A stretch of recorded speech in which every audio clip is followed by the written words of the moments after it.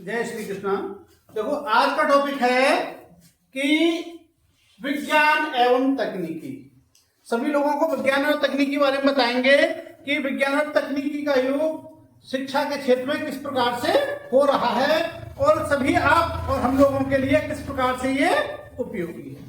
ठीक है, सबसे पहले है देखो, भारतीय डाक विभाग ने वर्ष 2001 में नवीन डाक सेवा प्रारंभ की, जिसे ई पोस्ट का नाम दिया गया। तो सबसे पहले तो ये जानकारी हो हमें ई पोस्ट होती क्या है। देखो ई पोस्ट में क्या है कि कोई भी मैसेज है, कोई भी सूचना है, हमें किसी दूसरे व्यक्ति तक पहुंचानी है तो उसका क्या करते हैं कि जो सूचना है उसका पोस्ट ऑफिस में क्या करेंगे, उसको स्कैन करेंगे और स्कैन करके जहां भेजनी है उस तक वो क्या किससे पहुंचा देंगे, ईमेल के द्वारा स्कैन करके पहुंचा देंगे और पहुंचाने पर वहां वो उसको सॉफ्ट कॉपी से हार्ड कॉपी में निकाल लेंगे, कंप्यूटर से निकाल करके, और जिस व्यक्ति के एड्रेस पर पहुंचने वहां तक पहुंचा देंगे। तो ये सुविधा कब शुरू हुई थी आपकी 2001 में।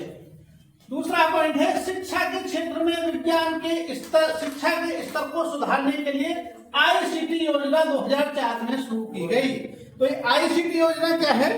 देखो आईसीटी का मतलब है, ये आई से बन गया आपका इंफॉर्मेशन, आई से क्या बन गया इंफॉर्मेशन, और सी से क्या बन गया कम्युनिकेशन, और टी से बन गया technology. Information and communication technology, यानी इंफॉर्मेशन का मतलब है सूचना और कम्युनिकेशन का मतलब है संचार। कम्युनिकेशन क्या होता है? जो मैं अपनी बात आपसे कह रहा हूं, ये क्या हो गया, कम्युनिकेशन का माध्यम है। हम मोबाइल के द्वारा किसी से बात करते हैं तो ये कम्युनिकेशन का माध्यम है। हम फेस टू फेस जाकर किसी से मिलते हैं तो वो क्या हमारा कम्युनिकेशन का माध्यम, कोई कम्युनिकेशन का माध्यम हो सकता है। इंफॉर्मेशन का मतलब है सूचना, सूचनाओं का आदान प्रदान करना। तो आईसीटी क्या हुआ, इंफॉर्मेशन एंड कम्युनिकेशन टेक्नोलॉजी की योजना कब शुरू हुई है? 2004 में शुरू हुई है। आईसीटी के अंतर्गत स्मार्ट स्कूल एवं ई किताबों का प्रयोग को बढ़ावा दिया जा रहा है। देखो इसका क्या है, अब जैसे अब हम आप लोगों को पढ़ा रहे हैं और साथ में ये एक वीडियो बना रहे हैं।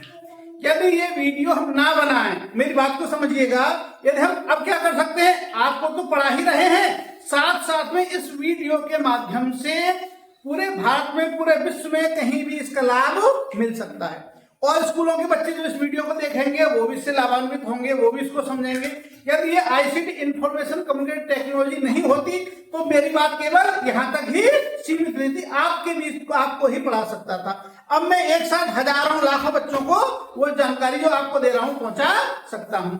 तो इसका क्या है, क्या किया गया इसमें, स्मार्ट स्कूल। स्मार्ट स्कूल का मतलब क्या है कि जो टेक्नोलॉजी है स्कूल में अप्लाई की गई। अभी हम एलईडी लगवा दें तो कहीं पर भी कोई भी कुछ भी पढ़ा रहा है, इससे संबंधित को भी वो सूचना दुनिया के किसी भी कोने पर है, हम उसको आपके यहाँ पर आप उसे दे सकते हैं। ई किताबों का प्रयोग को बढ़ावा दिया गया। ई किताब क्या है, जैसे हमारी बुक होती है, इसी प्रकार से इसे इलेक्ट्रॉनिक किताब आपके मोबाइल पर और आपके कंप्यूटर पर सब पे पूरी किताब आ जाएगी, उसे देख करके आप पढ़ सकते हैं। तो इसमें क्वेश्चन पूछ सकता है आपसे कि आईसीटी योजना किससे संबंधित है? तो किससे संबंधित है? शिक्षा के क्षेत्र में शिक्षा के स्तर को सुधारने के लिए कौन सी योजना लाई गई? आईसीटी। आईसीटी का फुल फॉर्म क्या है? Information and communication technology. और कब स्टार्ट हुई है? 2004। ठीक, इसके बाद आगे आता है भारतीय अंतरिक्ष कार्यक्रम के जनक कौन है?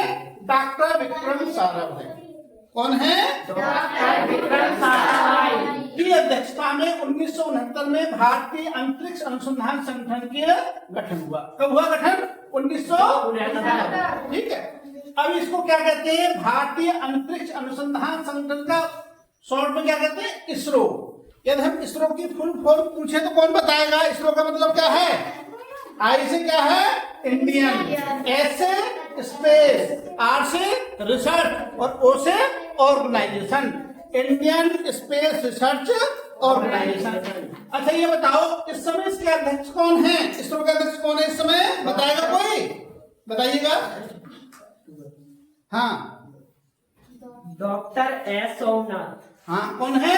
डॉक्टर एस सोमनाथ जो है वो इस समय इसरो के अध्यक्ष हैं। ये 1969 में ये इसरो बनने से पहले 1962 में भारतीय राष्ट्रीय अंतरिक्ष अनुसंधान समिति, ये संगठन है, समिति का गठन हुआ। ये समिति के गठन के बारे में पूछे आपको तो समिति का गठन कब हुआ था? 1962 में। और इसरो का गठन कब हुआ था? 1969 में। दोनों चीजों को लिए आपको याद रखना, ठीक है।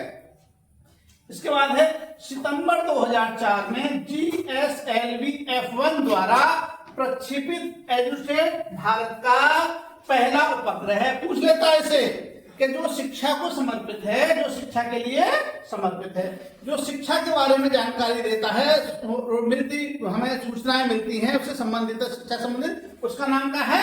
एडुसेट, ठीक है। यह है, और ये कब हुआ था? 20 सितंबर 2004 के लिए हुआ था।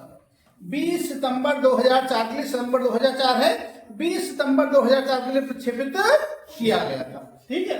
और GSLV का मतलब क्या है? एक होता है GSLV, एक होता है PSLV। PSLV का मतलब क्या होता है? Polar satellite launch vehicle. क्या होता है?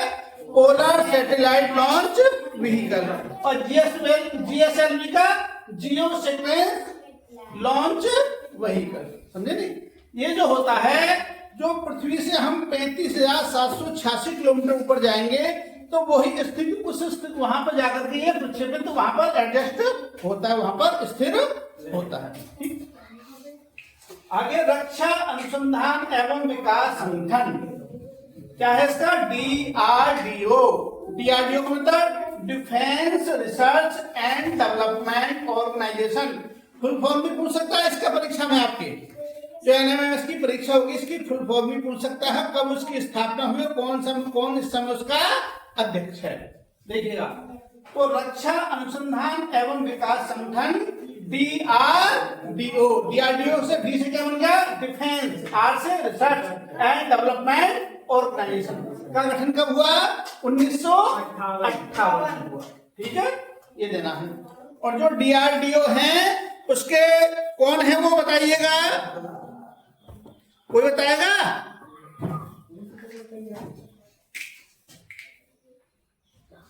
Doctor Sameer B Kamat. Doctor Sameer B Kamat जो इसके DRDO के इस समय अध्यक्ष हैं। शाबाश, बहुत अच्छे।